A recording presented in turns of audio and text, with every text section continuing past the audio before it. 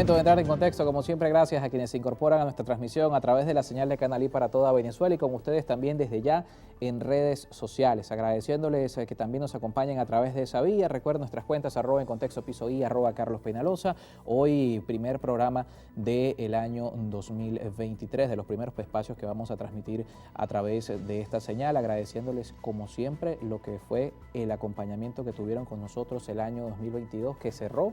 Nosotros los dejamos de acompañar el 16 de diciembre en vivo, salimos en reposición durante todos estos días, pero la dinámica nacional no dejó de cambiar. 2022 cerró de una manera bastante compleja para el venezolano, con los temas económicos, las discusiones que se dieron en el Parlamento respecto a la aprobación del presupuesto para este ejercicio 2023, son algunos de los temas que vamos a conversar hoy y por supuesto el ámbito político que también pasó en un sector de la oposición en Venezuela, de una estabilidad, por decirlo de alguna manera, de 4 partidos políticos que conforman la llamada plataforma unitaria, a una discusión que llevó a la disolución del llamado gobierno interino y que hoy mantiene la expectativa de lo que pueda ocurrir en este sector político de cara a lo que son los escenarios que se nos vienen en 2023. 2023, un año complejo desde el punto de vista político porque corresponde el camino que lleva a las elecciones presidenciales de 2024. Para los sectores de oposición también corresponde la ejecución de la primaria que se tiene previsto pueda desarrollarse finalizando el primer semestre de este año y por supuesto todo lo que está ocurriendo incide. Pero no solamente complejo por esto, sino también desde el punto de vista económico. Estamos cerrando el 2022, uno de los años más difíciles para los mercados bursátiles, un año de inestabilidad económica a nivel global y que para nuestro país significó también un alza en el tipo de cambio bastante considerable. 2023 nos recibe con un tipo de cambio oficial cercano a los 20 bolívares y lo que se traduce en el bolsillo del venezolano en un ingreso cercano a los $7 mensuales. Uno de los temas que también hoy vamos a abordar con nuestra segunda invitada porque el año comienza para los maestros precisamente en las calles reclamando que se atienda esta situación. Recuerden nuestras redes sociales, también nuestro canal de YouTube, Carlos Peñalosa en Contexto. Ustedes se pueden suscribir y allí también van a conseguir todas nuestras entrevistas. Entramos en materia con nuestro primer invitado del año, Luis Eduardo Martínez. Un gusto que nos acompañe esta tarde, diputado de la Asamblea Nacional. Muchísimas gracias, Carlos, y feliz 2023 para ti y para todos quienes hoy siguen en el programa. Estamos entrando en un 2023, como dijimos, con un escenario muy cambiado, un escenario, empezamos por lo político y nos vamos por supuesto a lo económico que el diputado, tanto en la discusión del presupuesto para finalizar el ejercicio legislativo de 2022 y aprobar lo que se va a ejecutar este 2023, puso énfasis en el tema de cómo proteger ante lo que está ocurriendo con la variación del tipo de cambio, los recursos de la nación y cómo se pueden ejecutar. Pero en política hoy estamos esperando a la expectativa de lo que pueda ocurrir. Cerramos con lo que ocurrió con la plataforma unitaria. ¿Cómo se perciben desde otros sectores con lo que ha ocurrido? En principio, déjame comentarte que lo que está sucediendo en Venezuela es generalizado en el planeta. Los europeos en noviembre calificaron como la palabra del año 2022 permacrisis. Es una crisis permanente que toca a cada uno de los sectores. Algunos autores han señalado entonces que en lugar de permacrisis la definición correcta sería policrisis. Pero lo que se vive en Venezuela efectivamente es una permacrisis. Tenemos durante muchos años enfrentando distintas crisis políticas, económicas, sociales, que pareciera no tienen fin, pero que en el año 2022 hizo posible que muchos creyéramos que estamos llegando al final del túnel, que empezamos a recorrer el camino a la inversa. El deslave del dólar a finales del año apaciguó buena parte del impulso que efectivamente sí se logró en los primeros 3 trimestres.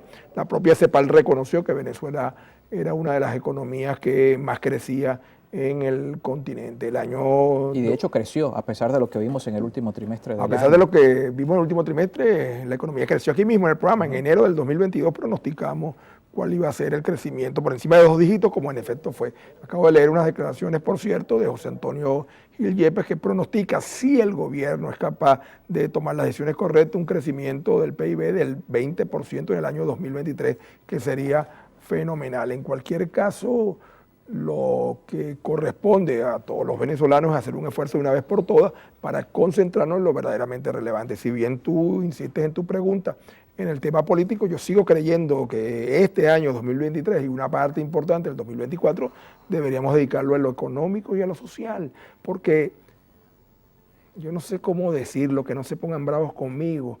El problema fundamental es que buena parte de la clase política venezolana solo piensa en el quehacer político y entonces sus tiempos son diferentes al venezolano común.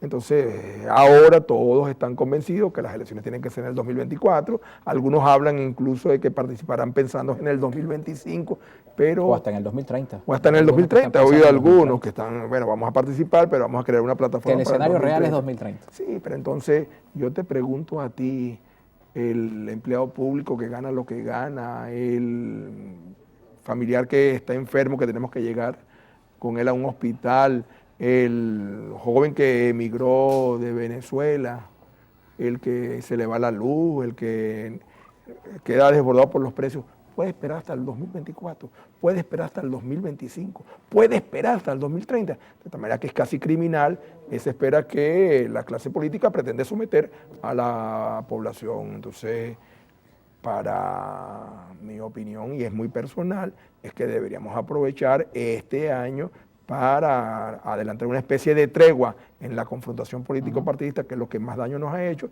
y ponernos de acuerdo en una serie de temas que pudieran provocar mejoras importantes en la economía y en lo social del venezolano común prontamente. Bueno, el acuerdo de México pudiera ser un paso en esa tregua, pero estamos viendo que pasó diciembre y no se tuvo información al respecto, y buena parte del problema, o por lo menos los argumentos que utiliza el Estado, es que no puedo hacer gestión porque no tengo cómo administrar los recursos en el extranjero, no tengo la legitimidad en algunos mercados. Entonces, si esa tregua va hacia allá, el México pudo ser una oportunidad, ¿no? Pero lamentablemente pareciera que estamos a punto de perderla. Allí se acordó entre gente que se supone seria un proceso que permitiría liberar unos 3.150 millones de dólares que estarían dirigidos al sector educativo, a salud, a recuperación del sistema eléctrico y a la atención a damnificados de la lluvia, especialmente los de Tejerías y el Castaño Palmarito. Pero pasado varias semanas no ha sido posible liberar esos recursos. Manejo de recursos por esas vías de fideicomisos administrados por Naciones Unidas, por multilaterales, hay suficientes experiencias aquí en Venezuela, de tal manera que eso no debería ser complicado, pero parece que buena parte del problema surge de, uno, dónde están esos supuestos 3.150 millones de dólares, y dos, la liberación de esos recursos. Eso pudo haber sido un primer paso, pero hay otros pasos que son obligantes. Yo tengo aquí en mis manos publicado por requerimientos internacionales, los denominados estados financieros del Banco Central ad hoc, es decir, el Banco Central que el gobierno de ficción administra. El gobierno pudo haber sido de ficción, pero los recursos no son de ficción. Aquí, por ejemplo... Es decir, los recursos se ejecutaron. No, en este caso son recursos que deberían estar 100% disponibles.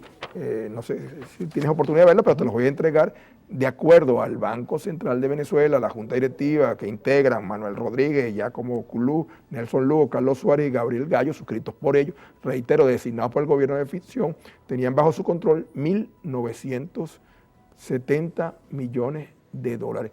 Es una cantidad mayor que el presupuesto de todas las gobernaciones y de todas las alcaldías juntas para el 2023. Es un presupuesto mayor más del doble de lo que van a recibir las alcaldías y gobernaciones. Más del doble, tú lo acabas de decir. Este es un presupuesto superior al que va a recibir el Ministerio de Educación venezolano durante todo el año.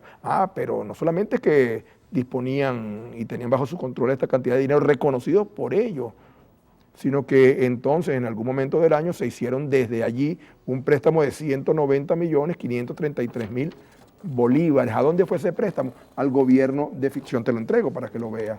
Y entonces contra esos 190 millones de dólares, que es de todos los venezolanos, se hicieron un conjunto de pagos que aquí los tengo todos, día a día, fecha a fecha, porque gracias a un amigo parlamentario del 2015 pude obtener la información. Entonces, digamos, el 15 de noviembre, por ejemplo, se erogaron 12.750.000 dólares para el Fondo para la Defensa de la Democracia. El 8 de noviembre se liberaron 4.384.000 dólares en fondos para la defensa de la democracia. El 1 de noviembre se liberaron 2.709.000 dólares para la Asamblea nacional del 2015. Aquí tengo la larga relación de lo que se hicieron con esos 190 millones de dólares. Yo soy diputado del Estado de Aragua, fui candidato a gobernador.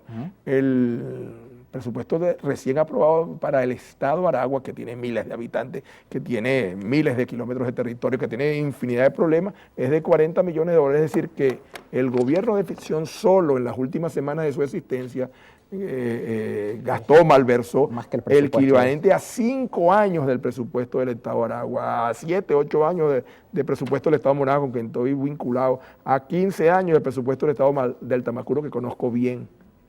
Entonces es una situación absolutamente difícil de entender, pero más difícil de manejar, de tal manera que yo espero que los anuncios que hoy se están haciendo se correspondan con lo que debe ser un proceso que termine en la pronta devolución de los activos. Sigo pagó en dividendos en efectivo a finales del mes de diciembre 1.000 millones de dólares a tenedores de deuda que el año pasado se emitió irregularmente. De tal manera que son miles y miles y miles de millones de dólares que han estado bajo distintas figuras en el exterior, incautados, impedidos de regresar a Venezuela para hacer obra, para hacer gestión.